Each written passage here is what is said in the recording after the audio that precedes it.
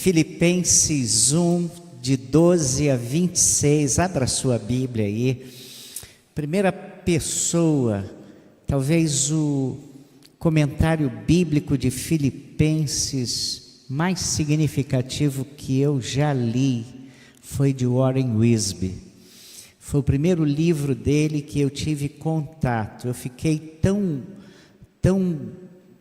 tocado com o livro, em que ele usa Filipenses e mostra os 4 ladrões da alegria, exatamente usando o livro de Filipenses, que eu li aquele livro tantas vezes que ele se desmontou e eu nunca mais consegui, porque ele era de uma editora portuguesa e não é editado aqui, né?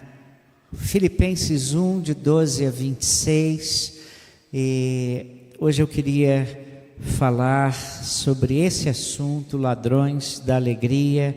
Já acharam? Já? Estou olhando para os irmãos, percebendo que os irmãos querem ficar em pé um pouco, descansar um pouco. Então, os que puderem, vou convidá-los para fazermos essa leitura bíblica, Filipenses 1, de 12 a 26. A minha versão diz assim, acompanhe-me na sua.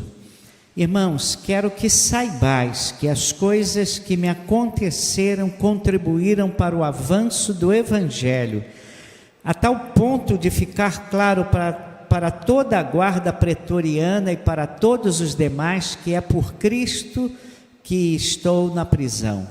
E animados pelas minhas prisões, a maior parte dos irmãos no Senhor tem muito mais coragem para falar sem medo a palavra de Deus. É verdade que alguns pregam Cristo até mesmo por inveja e discórdia, mas outros o fazem com boas intenções. Estes o fazem por amor, sabendo que fui posto aqui para a defesa do Evangelho. Mas aqueles anunciam Cristo por discórdia, não com sinceridade, pensando que assim podem aumentar o sofrimento das minhas prisões. Mas que importa?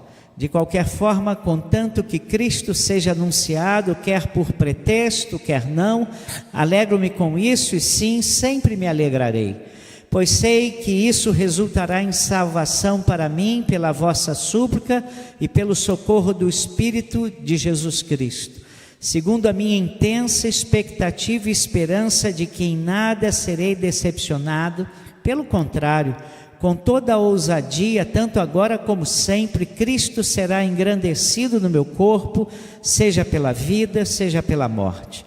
Pois para mim o viver é Cristo e o morrer é lucro.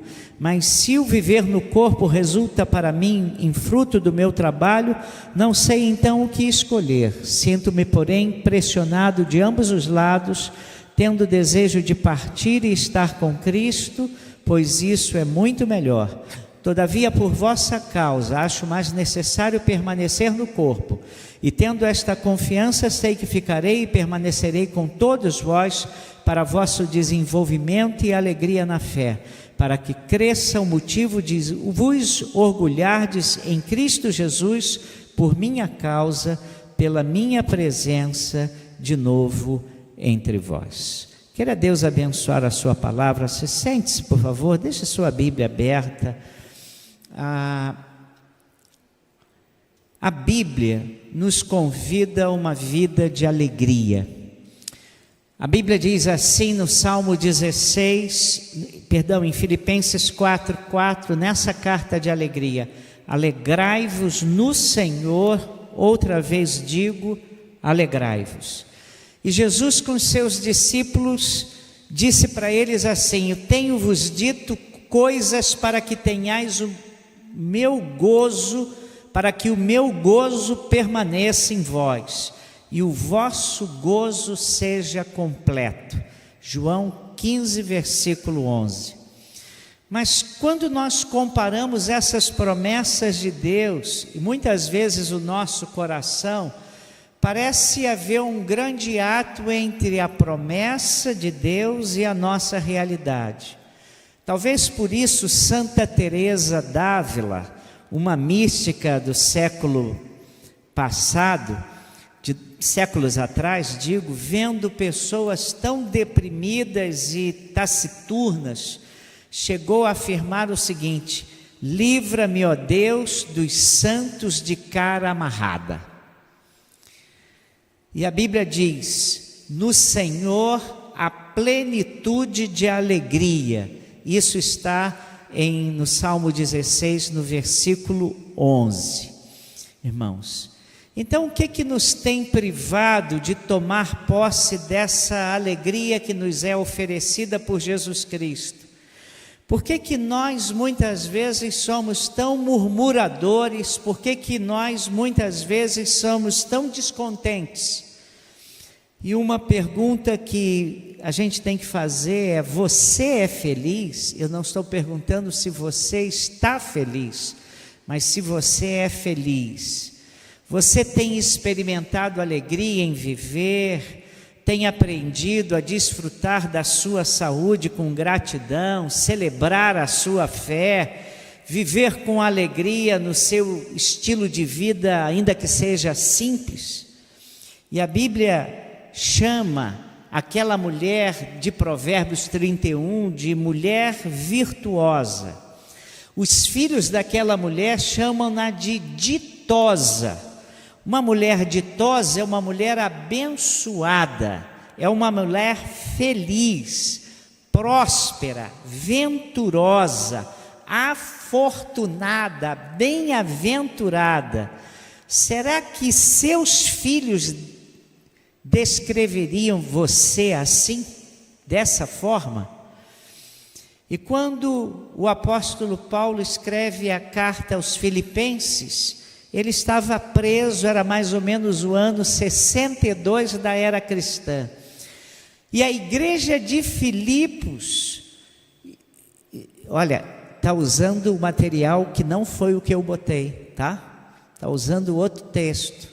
Mas a igreja de Filipos, pode deixar, é um material mais resumido, eu botei um material mais completo.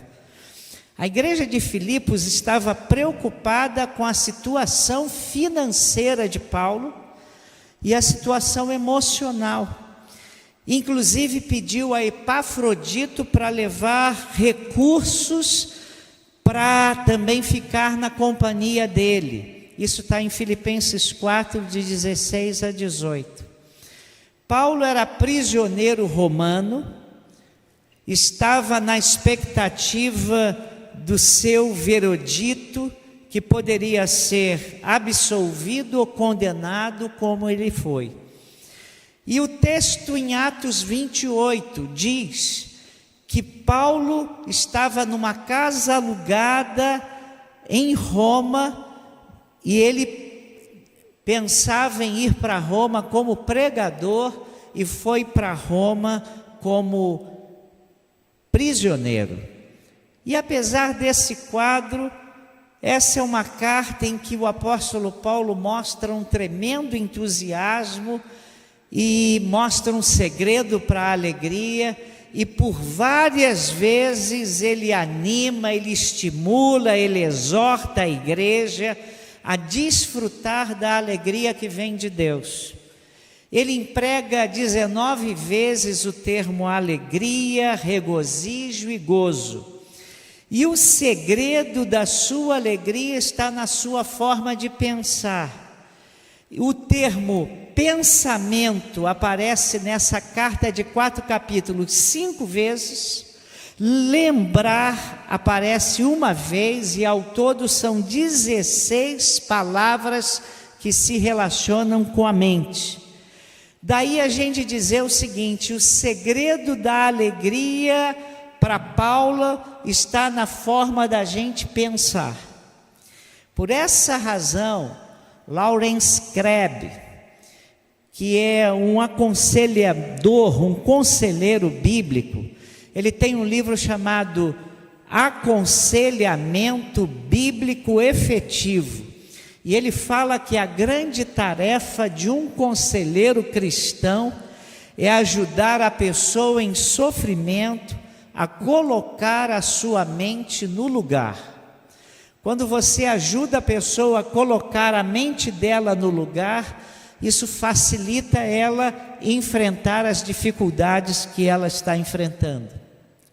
A forma como nós pensamos ou interpretamos a vida determina como nós reagimos aos estímulos que nós recebemos dela. E aí Paulo, nessa carta, fala de 4 ladrões da nossa alegria. Primeiro ladrão que ele aponta como um ladrão da alegria são as circunstâncias, versículo 12. Ele diz assim, olha o que ele diz no versículo 12. Ele diz: irmãos, quero que saibais que as coisas que me aconteceram contribuíram para o avanço do Evangelho. Irmãos, nós sempre esperamos que as coisas sempre andem bem, que nada de mal nos aconteça, que não passemos por qualquer perda, que não passemos por nenhuma tribulação ou dano, mas todos nós sabemos que a vida não é assim.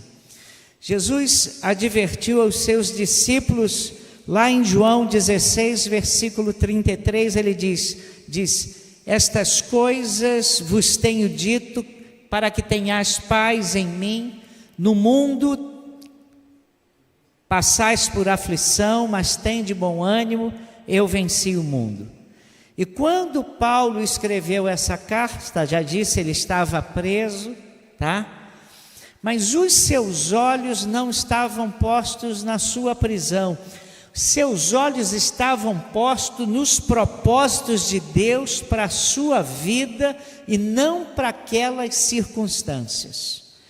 Podemos pensar que, se a gente não soubesse muito bem, que Paulo estava num iate, tomando um suco de laranja, lá pelo lado do Mediterrâneo, e dizendo: não andem ansiosos por coisa alguma. Parece que ele estava assim, mas ele estava preso, irmãos. As coisas não estavam andando como ele gostaria que andasse. Ele não estava passando por um período de bonança. E muitas vezes, irmãos, é essa a realidade que nós também estamos atravessando. Mas o que Paulo está nos dizendo aqui é que ele não era escravo das circunstâncias.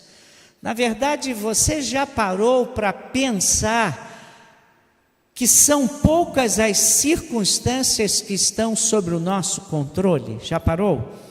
Nós não controlamos o trânsito, e o trânsito em Teresópolis está ficando cada vez pior, né, irmãos? Eu cheguei aqui nessa igreja, eu saía da minha casa e chegava aqui em 5 minutos. Eu hoje, chegar aqui, eu saio uns 25 minutos da minha casa para chegar aqui, e muitas vezes tenho que passar por lugares onde quem não mora em Teresópolis não sabe passar, para eu chegar aqui nesses 25 minutos. Você não tem controle sobre o trânsito. O clima, se vai dar sol ou chuva,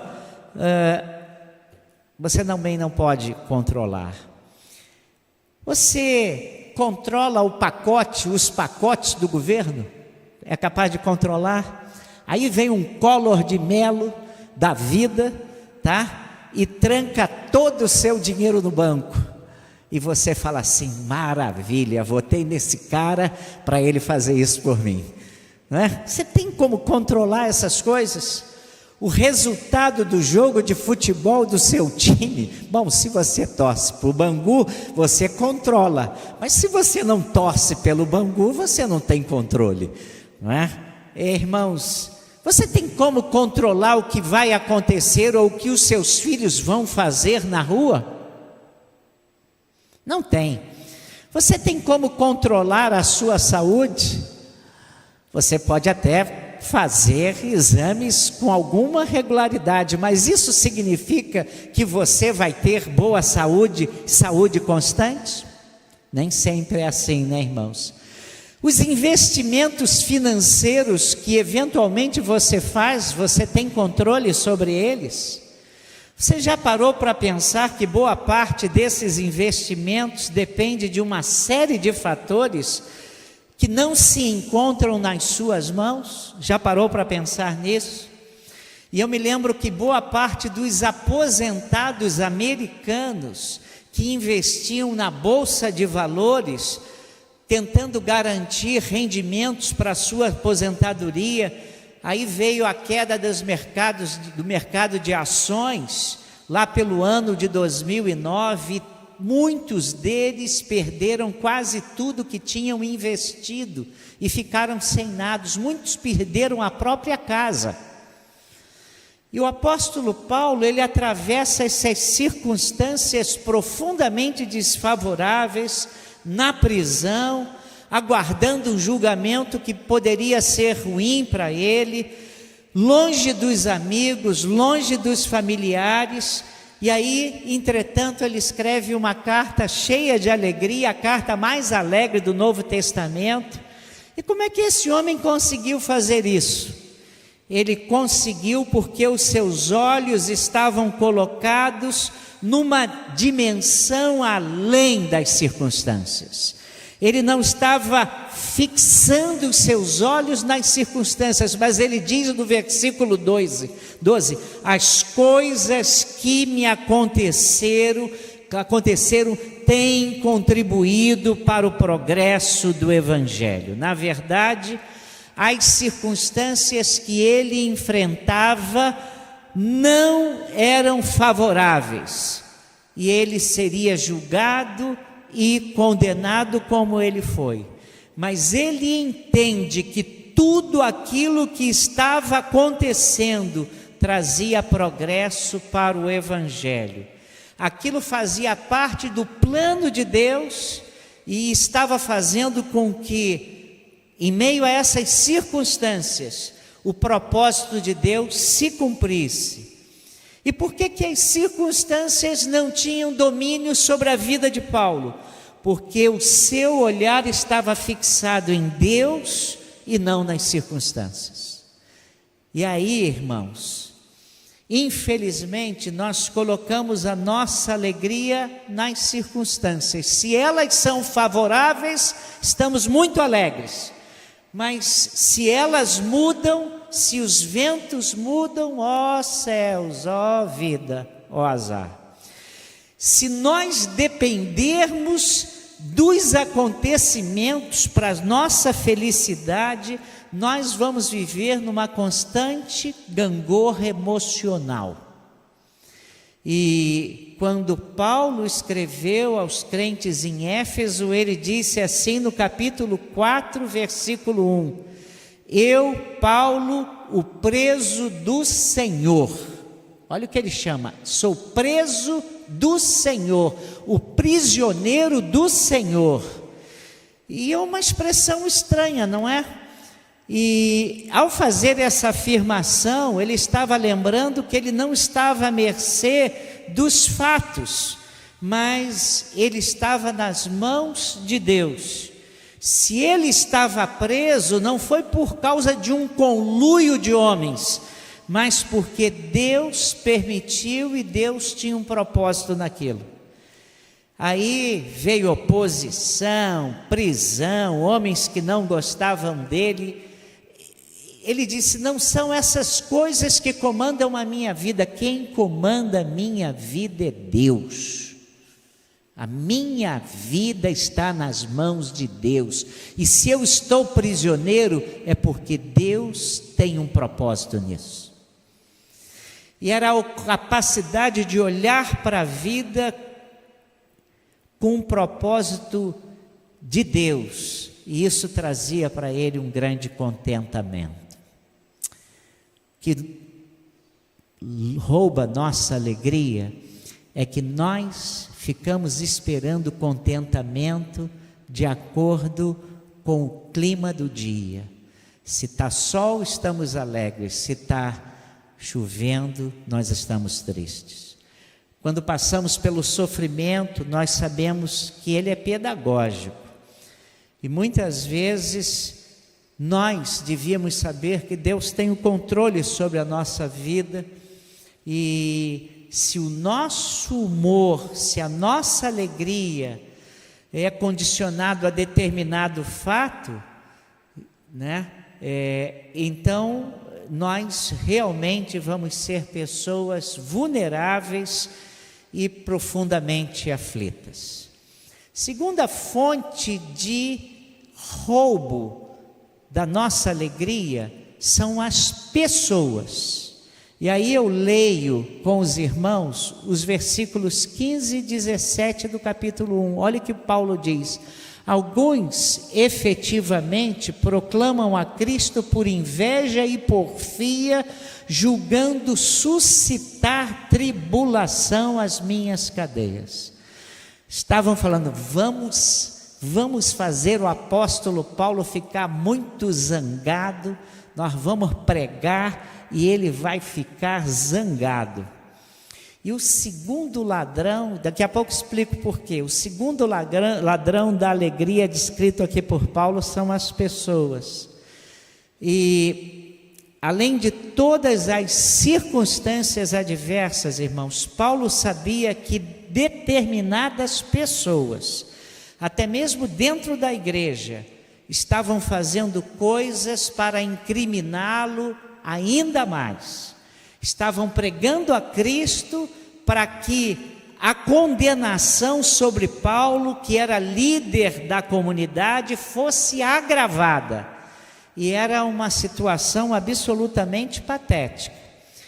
Pessoas, irmãos, nos ferem pelo que elas são, mas pessoas nos ferem muitas vezes pelo que elas dizem. Muitas pessoas nos fazem sofrer muito mais do que as circunstâncias. E as pessoas nos decepcionam, as pessoas nos enganam, elas nos traem, elas são injustas, elas mentem, elas nos causam muitos males e muitas dores. Se você já parou para refletir como as pessoas têm potencial muito grande de nos ferir e de nos magoar, de causar aborrecimento e nos deixar tristes. Já parou para pensar nisso? Nessa carta aos Filipenses, por exemplo, no capítulo 4, no versículo 2, o apóstolo Paulo está falando de duas irmãs da união feminina lá de Filipos, Sintique e Evódia, né? Paulo começa a dizer, vocês precisam acertar as diferenças que vocês estão tendo na comunhão do Espírito Santo. Aquelas duas irmãs estavam tendo problemas de relacionamento. Então, pessoas são um instrumento de Deus, muitas vezes para nos curar, e graças a Deus por isso. Mas muitas vezes são armas do diabo para nos ferir. Muitas vezes nós perdemos a alegria por atitudes egoístas. E muitas vezes gente nos cansa. Estou falando alguma besteira, irmãos? Estou? Não. Certo pai chegou em casa e soube que a filha havia chegado da escola, não quis almoçar, trancou-se no quarto e chorando, não queria conversar com ninguém, não quis conversar com a mãe, não quis atender aos apelos da mãe. E então o pai chegou do trabalho, educadamente foi lá no quarto da sua filha, batendo cuidadosamente na porta, e aí ouviu a sua filha irritada dizendo, vai embora, não quero conversar com ninguém. E o pai então foi argumentar com a sua filha e disse, o que foi que eu fiz, filha? E ela respondeu, nada, mas você é gente e eu odeio gente. Paulo demonstra que o segredo para que os outros não nos tornem amargos e ressentidos tem a ver com a nossa capacidade de perdoar. A dureza do nosso coração torna-se um grande problema. E no capítulo 3, Paulo fala de alguns irmãos que eram inimigos da cruz de Cristo, versículo 18. E ele afirma que o Deus daquelas pessoas era o ventre e que só se preocupavam com coisas terrenas. E isso trazia muita dor ao coração de Paulo. Mas por isso Paulo coloca os seus olhos em Cristo, porque no capítulo 2, Ele toma o exemplo de Jesus e ele diz que nós precisamos imitar a Jesus, pois ele, apesar de ferido e magoado, ele se humilhou e assumiu a forma de servo. Então ele diz que nós devemos ter um coração parecido com o de Cristo, marcado pelo afeto e pela misericórdia, porque se não tivermos um coração assim, a alegria vai desaparecer. Se nós permitirmos, as pessoas vão roubar a nossa alegria. E muitas vezes nós permitimos que os outros determinem o nosso humor e a atitude que teremos diante da vida. É o segundo ladrão da alegria. Primeiro, circunstância. Segundo ladrão são as pessoas. O terceiro ladrão aqui nessa carta são as coisas. E Paulo diz no capítulo 4, versículo 6: não andeis ansiosos por coisa alguma. Está errado ali, eu que errei. Irmãos, ele está falando do nosso relacionamento com coisas que nós temos e com coisas que nós não temos. As coisas que nós não temos também trazem ansiedade para nós.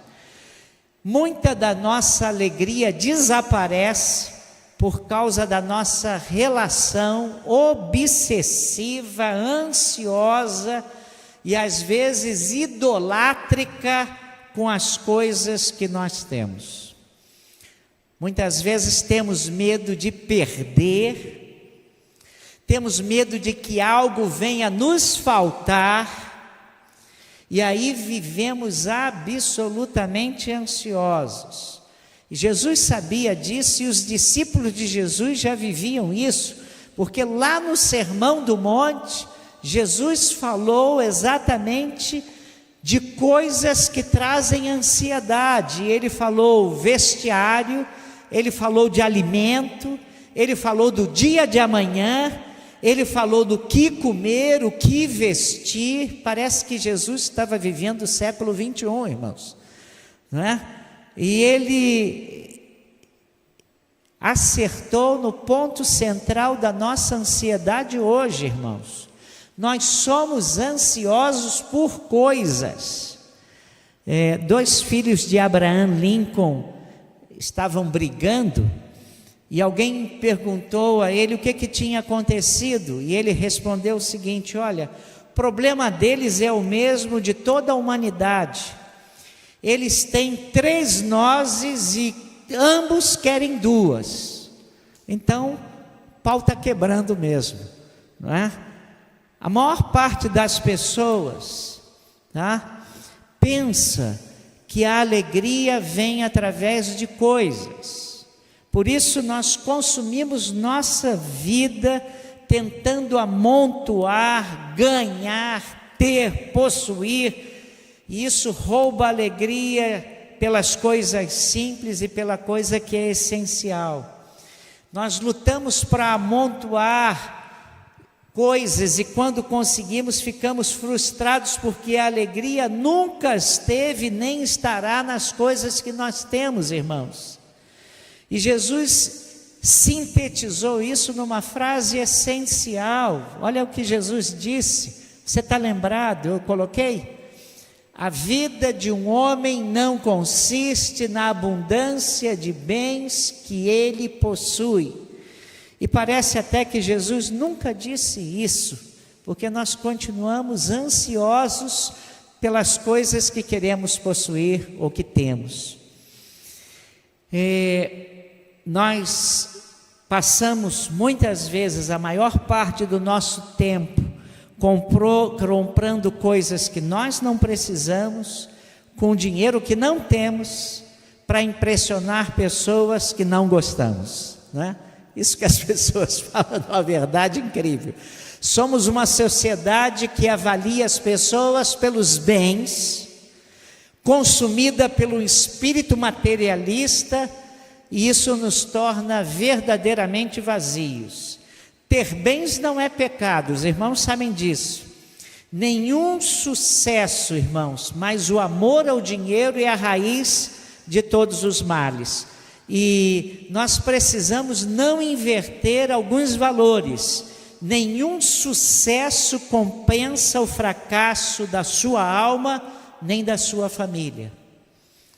Então nós precisamos colocar as coisas no lugar certo.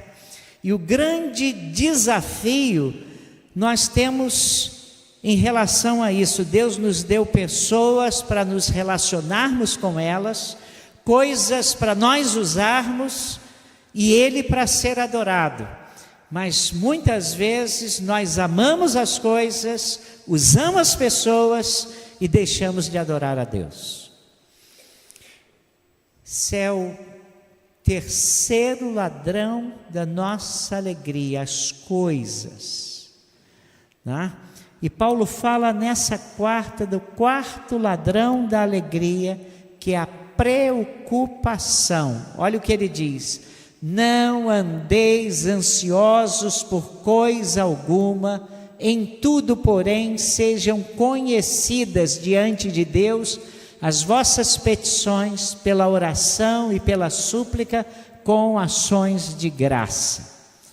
Quarto ladrão da alegria é a preocupação. E a palavra em si já a define, irmãos. É uma ocupação antes do tempo certo com alguma coisa, né? Todas as vezes que nós colocamos o nosso olhar sobre o que pode acontecer, nós nos tornamos ansiosos e preocupados. Normalmente imaginando o pior, né? Normalmente imaginando o pior, né? Ansiedade é a expectativa de que o pior possa vir. E essa é a raiz da preocupação. Ocupar-se com coisas antes que elas aconteçam. E o Dr. Neumann foi professor de hebraico de alguns amigos meus, lá no seminário de Recife. Era um alemão, tinha 1,90 m de altura. E um grupo de seminaristas estava lá no Seminário do Norte, estudantes de teologia, fazendo especulações sobre o futuro, sobre possíveis tragédias e situações catastróficas que poderiam acontecer na vida deles. E aí eles falaram: se isso acontecer, como é que nós vamos reagir? E eles começaram a pensar assim, irmãos, e aquele aquele professor ficou ouvindo aquela conversa tão esquisita, um bando de jovens seminaristas pressupondo alguma catástrofe na sua vida e dizendo: o que é que nós vamos fazer diante delas? E aí alguém olhou para ele, viu que ele estava prestando atenção àquela conversa absurda e perguntou assim: o que é que o senhor está achando da nossa conversa? E aquele professor falou uma frase que está ali. Olha a frase que ele deixou. Deixei aí a frase? Não, cortei a frase, está na outra apresentação, que diz assim: não atravesse a ponte antes de chegar ao rio. Não atravesse a ponte antes de chegar ao rio, não é? E ele disse isso para eles, né? Então, e outra pessoa disse uma frase que eu achei muito legal. Ele disse assim: ando muito preocupado com a minha preocupação.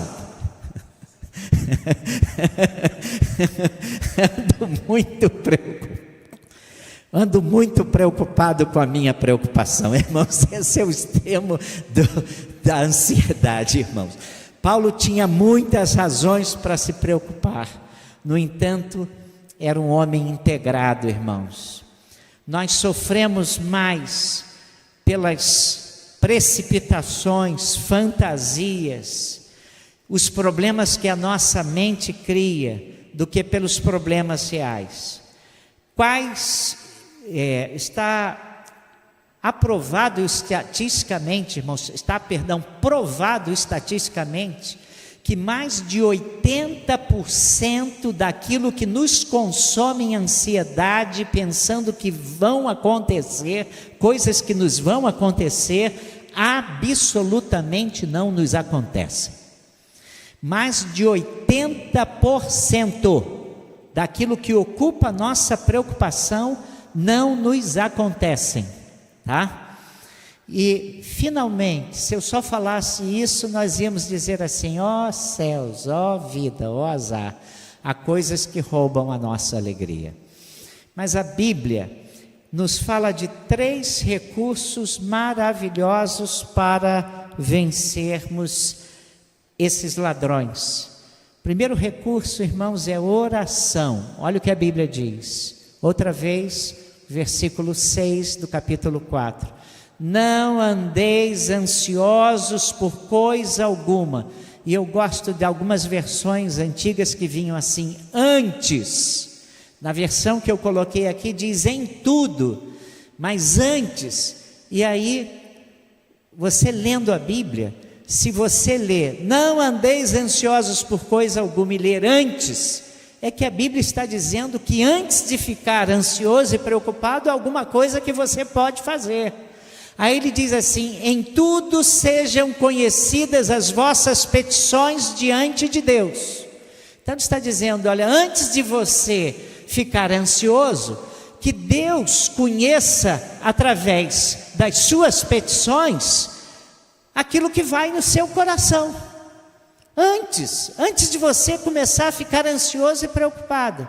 E aí ele fala da maneira como você vai fazer isso: pela oração, súplica e ação de graças. Eu gosto de explicar isso, irmãos, porque eu acho isso tão prático. Não é que Paulo é muito culto, não, e queria dar sinônimo para a gente. Paulo queria dizer como é que nós vamos orar. Oração aqui é antes de você colocar diante de Deus o seu problema, você vai dizer para Deus quem é o Deus que você está orando. O que você crê sobre esse Deus? E aí, se você é leitor da Bíblia e ama a palavra de Deus e já guardou alguns versículos da palavra de Deus, você pode dizer: Senhor, eu estou orando porque o Senhor diz assim: clama a mim e responder-te-ei e anunciar-te-ei. E os irmãos estão dormindo, né? E anunciar-te-ei coisas. Mas há uma versão que diz assim: coisas grandes e ocultas que tu não sabes. Deus, eu estou falando com o Senhor, porque o Senhor diz assim: buscar-me-eis e me achareis, quando me buscardes. E aí, Senhor, eu estou te clamando, porque o teu filho nos ensinou que se eu pedir,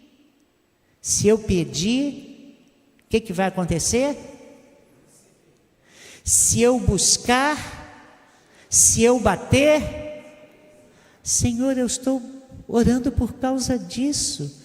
Senhor, eu tenho citado que tu és o meu pastor, e a promessa que vem lá é que nada me faltará. Senhor, tu dizes lá na tua palavra, no Salmo 56, Davi nos ensinou: no dia em que eu temer, eu hei de confiar em ti. E eu quero dizer que eu estou confiando em ti, Senhor. Senhor, tu és o Deus que me sustenta. Tu me criaste, tu dizes que me amas, tu mandaste Jesus para me salvar, tu me mostraste amor quando eu era pecador e vivia longe de ti.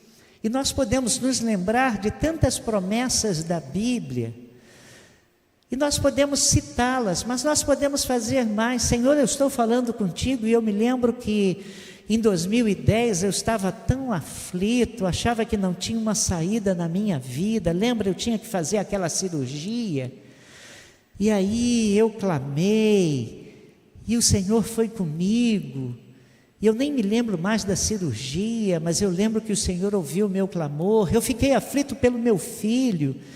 Lembra aquele problema com meu filho? E eu pedi a tua intervenção graciosa naquele ano, e o Senhor foi comigo. Senhor, lembra aquele dia que eu estava duro, precisando de um dinheiro e não tinha recurso? E eu clamei, e o Senhor abriu a porta, Senhor. Eu não sei de onde saiu aquele dinheiro, Senhor. Eu não conheço a sua história, mas eu sei que na sua história você tem muitas experiências com Deus, esse Deus. E você vai contar tudo isso para Deus. Eu poderia dizer para Deus assim: Senhor, lá no ano 2000, 10 de dezembro, sofri um AVC hemorrágico no tronco central do cérebro. 2 dias fui tratado com um AVC isquêmico.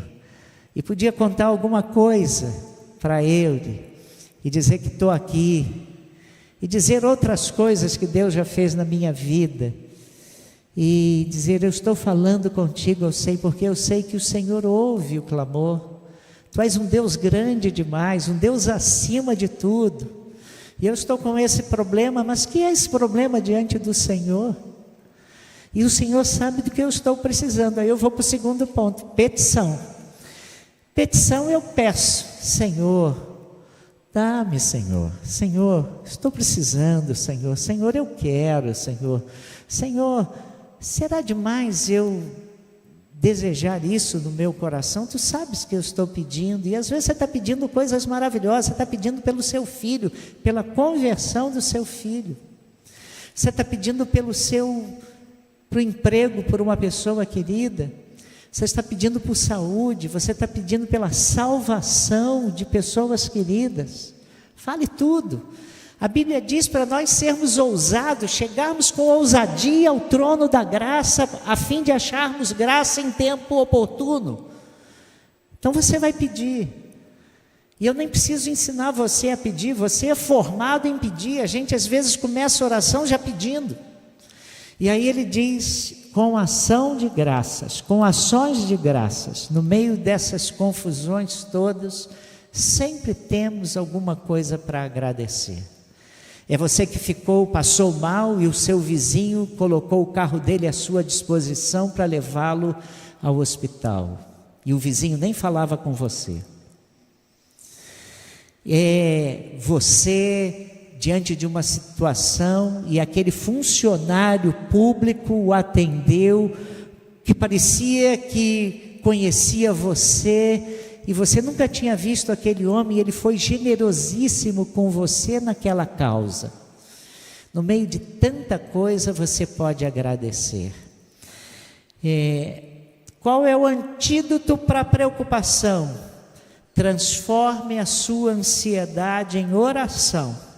Não andeis ansiosos por coisa alguma. Eu dou graças a Deus por essa expressão, coisa alguma, né? Irmãos, leve o seu problema a Deus, converse a Deus sobre ele. Nós gostamos de cantar aquele hino, talvez seja um dos hinos que a gente ainda canta: oh, que paz perdemos sempre, oh, que dor no coração, só porque nós não levamos tudo a Cristo em oração. Irmãos, nós sabemos a teoria, nós precisamos colocar em prática. Primeiro antídoto para a nossa preocupação é a oração. Depois, irmãos, eu não tenho tempo, mas eu poderia usar aqui agora só o Salmo 37, eu tenho aqui, eu vou pular isso, para falar das expressões que nós temos no Salmo 37, incitando-nos a confiarmos no Senhor, nos alegrarmos no Senhor, buscarmos ao Senhor, e as promessas que Deus tem se nós fizermos isso. Mas entregarmos o nosso caminho ao Senhor, descansarmos no Senhor. Oração. Segunda coisa, o poder de Deus, o versículo que nós citamos, que nós vemos aí em tudo quanto é lugar do comércio: posso todas as coisas. Nós somos formados em recitar esse versículo. Talvez você não saiba mais nenhum outro versículo, mas esse você sabe. Posso todas as coisas naquele que me fortalece. E aí eu vejo que muitos leem esse versículo assim: posso desafiar o Mike Tyson sendo magrinho assim, porque eu tenho um Deus que me fortalece. Irmãos, não é isso não. O apóstolo Paulo disse assim: aprendi a passar necessidade e aprendi a ter fartura. Aprendi a passar momentos bons como momentos ruins. Aprendi as coisas melhores da vida, já usufruí, mas já enfrentei as coisas piores da vida. Posso todas as coisas naquele que me fortalece.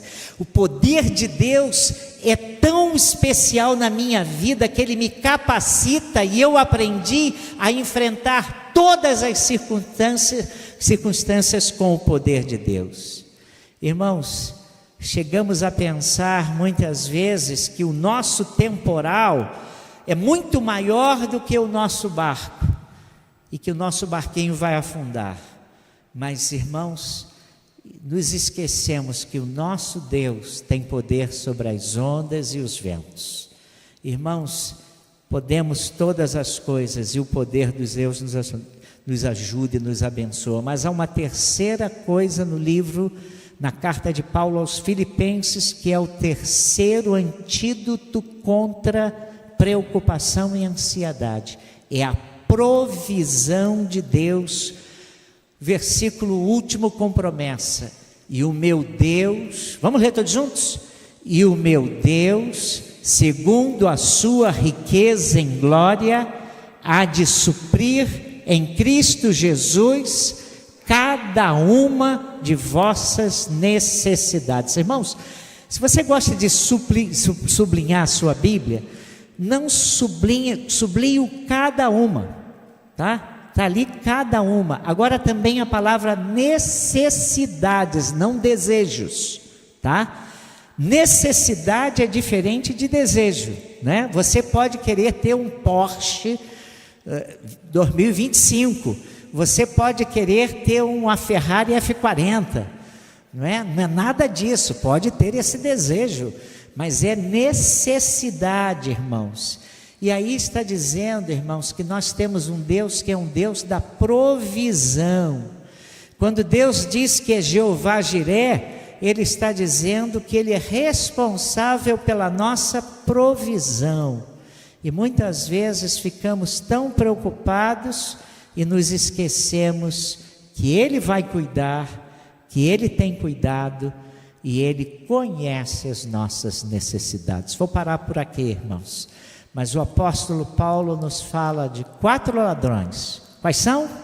Circunstâncias, pessoas, coisas, preocupação. Estão reprovados. De novo: circunstâncias, coisas, pessoas, preocupação, né? 3 antídotos para revertermos isso: oração, poder de Deus, posso todas as coisas, provisão de Deus. São essas coisas, irmãos, que fazem Filipenses, a carta de Paulo aos Filipenses, ser a carta mais alegre da Bíblia. Paulo, prisioneiro do Senhor, está nos ensinando a não ficarmos presos à ansiedade. Que Deus nos abençoe.